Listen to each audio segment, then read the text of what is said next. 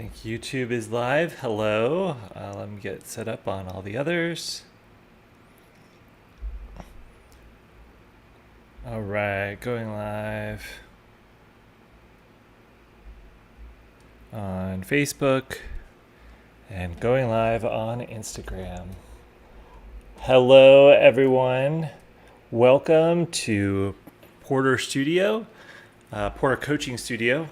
And today is day 6 of going live, or I have to eat this can of dog food. It's the Kirkland chicken and rice formula, by the way.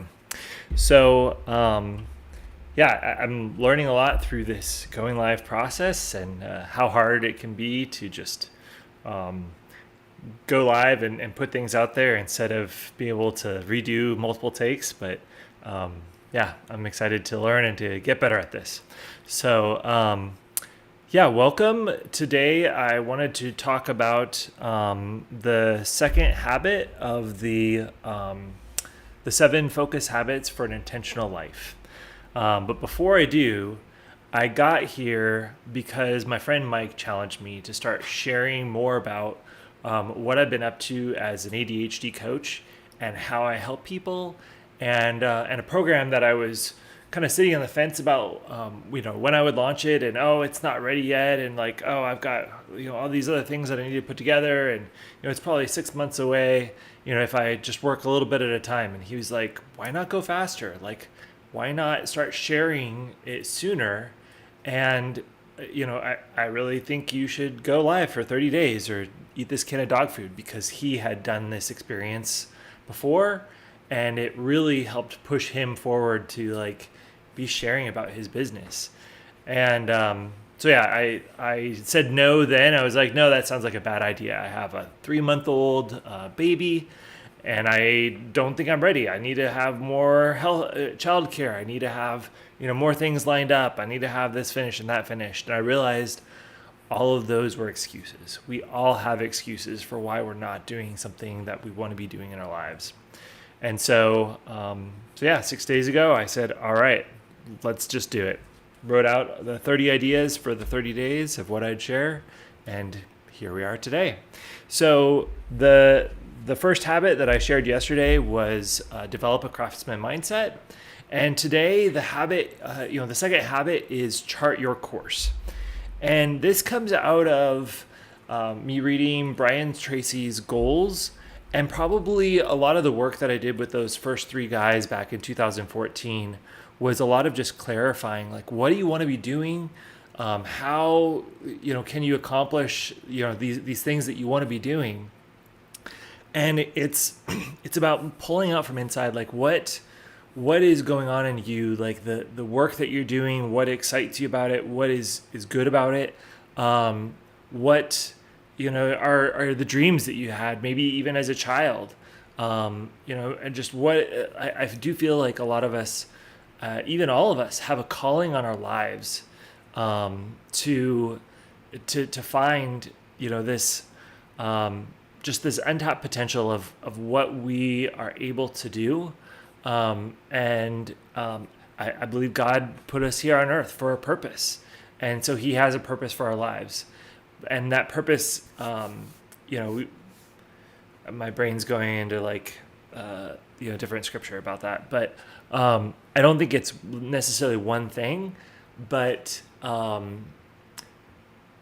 can we call alive in us this capacity that we have? And some of that is through just developing a skill set. You can't just get hired immediately for being a world-class speaker if you haven't put in the hard work. And so that's what that craftsman mindset yesterday was all about, that you have to really develop a strong skill set and be willing to put it forth effort, and then you can get paid for being a valuable person. And so a second piece of how you get there is by charting your course. And so something that I've been doing for a long time is to journal. And I will pull this out and I will be using this for a while, and then I have put it away at times. So right before the baby was born, I was journaling every day. and writing out goals. And then since the baby's been born, I haven't been doing that basically at all. So for the last 3 months. So for me, I find I go through seasons, but I have notebooks and notebooks of going through what I call the 5-1-6 process. So it's the 5-year, 1-year, and 6-month goals, and then writing out 20 solutions for one of those. So what I do, when I first wake up or when I'm first, just getting ready for the day, I might drive to a Starbucks or a coffee shop, and then I just think like, what would life be like 5 years from now that would just get me excited? And I have ADHD, and so for a month of doing this straight, those would be wildly different and things that are very exclusionary. Like I can't travel the world and own this house, in Tucson, or I can't, like go off on this adventure while I'm also like, starting a school for people with ADHD in Tucson. Like those two things like conflict with each other. But you just put down any of those dreams, and then and so you do the 5-year, a 1-year, and a 6-month goal. And then writing out the 20 solutions is picking one of those. So let's say like that ADHD school, which is a dream that I had back when I was 20 years old, of writing out like what would it look like to tap into neurodivergent brains through like color-coded note-taking systems that would maybe tap into synesthesia, like some people's abilities in their brains to like associate color with numbers or color with different things, and just people with synesthesia have just totally different brains. But I feel like we can tap into some of what's going on in their brain. We could also tap into in our own lives, in our own brains. So what would that look like? And then what would it look like to have half an hour classes instead of an hour, where then I could like get up for 5 minutes and move around. So those were all things that have been going on in my head for a while. And so the 20 solutions might be what, if I wanted to have this ADHD school 5 years from now, what could I do today and be consistent doing something every day that if I did that for 5 years, at the end of the 5 years, I would have that goal of having a school. Well, I might interview other people that have started schools. I might interview people about ADHD and what are some of the unique ways of teaching ADHD.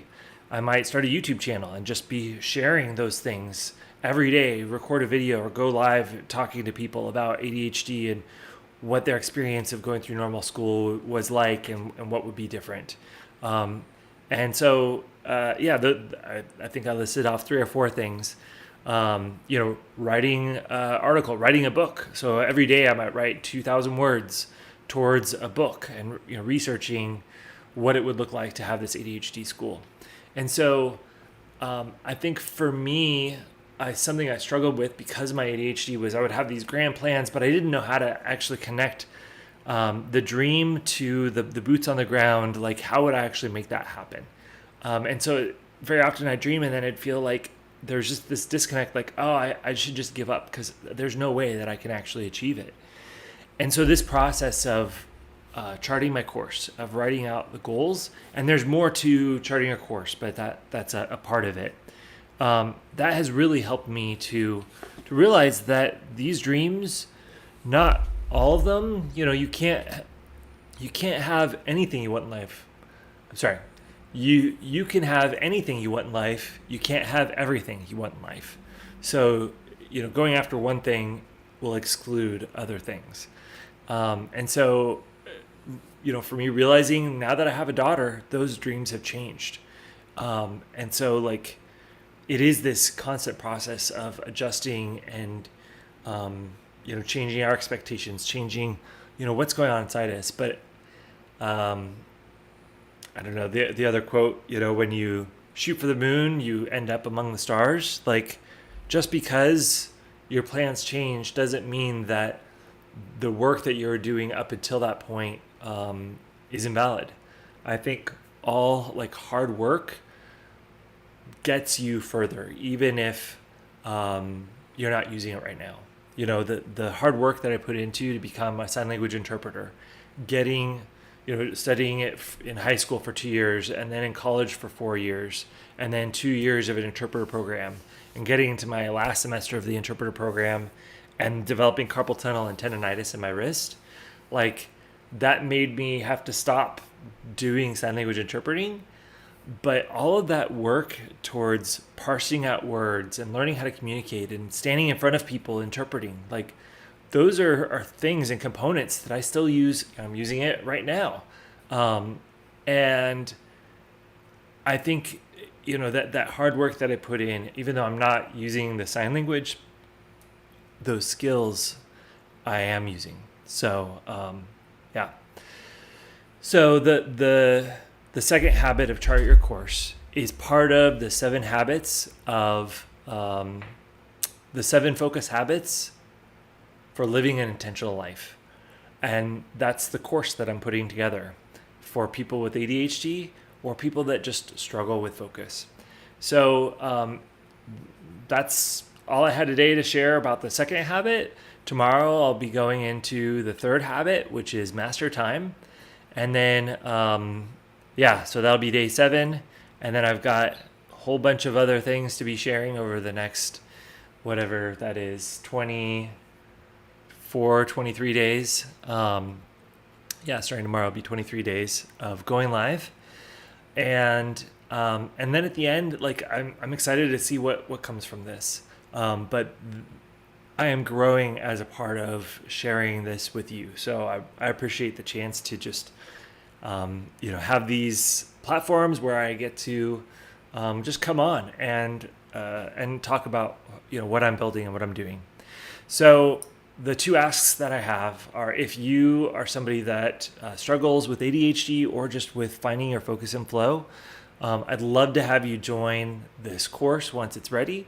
I'd love to meet you, talk to you, learn about your struggles and how this course may this group coaching program may be able to help you. So sign up on the wait list that I'll have on the comment.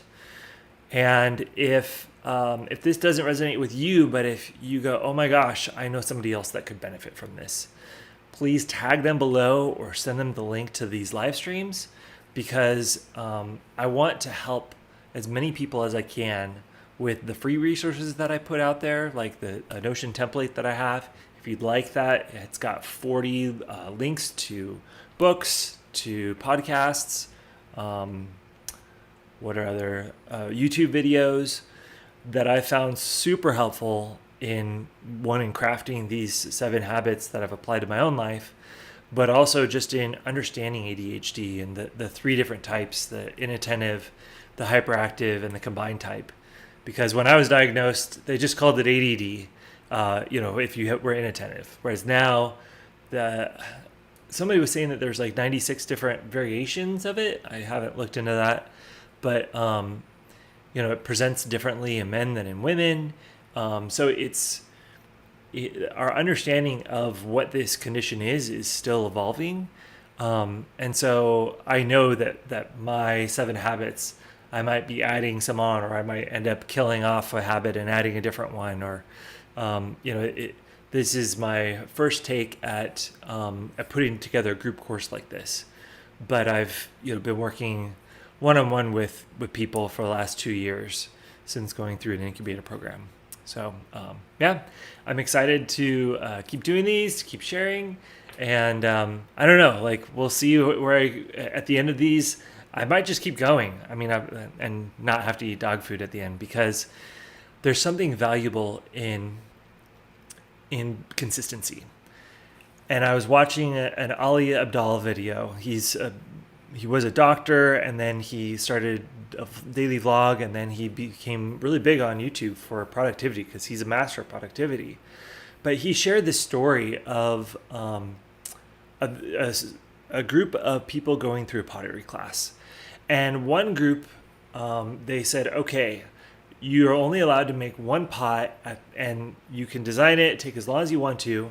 But at the end of this, month-long class, you just have to share this pot and share your work.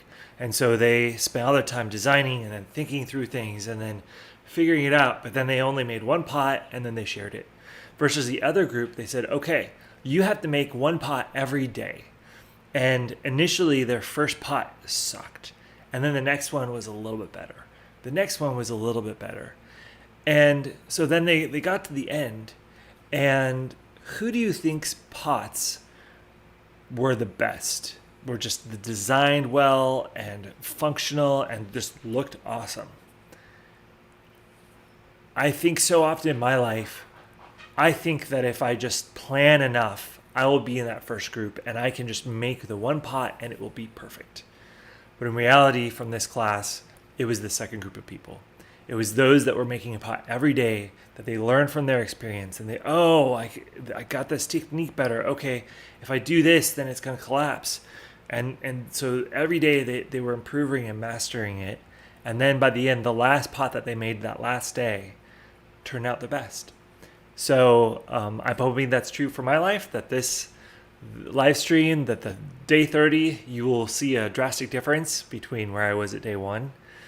Because I may not have said this before, but I used to have a little bit of a stutter. I used to have a major challenge talking in front of people, where my mom would have me read out Bible verses, chapters from the Bible, or read out from books out loud for half an hour at a time. And then we started going to Toastmasters together because I just struggled so much with getting my ideas out of my head and into the words and then saying it out loud. Just that process, even like my mouth moving and the tongue would distract me, and then feeling all the feelings in my body would distract me because I have ADHD and the volume knob of my internal world is turned up. And eventually I got okay and pretty good at speaking at Toastmasters. And then I went on to apply for TEDx and didn't get in. But I've now spoken in front of 300 and 400 people. At U of A, I ended up teaching a class and I spoke in front of 30 of my peers, even though I wasn't a teacher necessarily, but I got to teach a 4-week course on how to do PowerPoint presentations. So that weakness that I had has now turned into a strength because of putting effort and work into it. And so that's my hope for these live streams. And that's my hope for you also, that if you do sign up for this group course, that the effort that you put in will be worthwhile, because it will be effort. It is effort, but that's how you grow. So we have an amazing capacity within us, and I can't wait for you to see what yours is. Thanks so much for joining. Now we'll go through one of these times. I'll learn how to edit, how to stop everything all at once. But that day is not today. Bye, Facebook. Bye, YouTube. Goodbye, Instagram.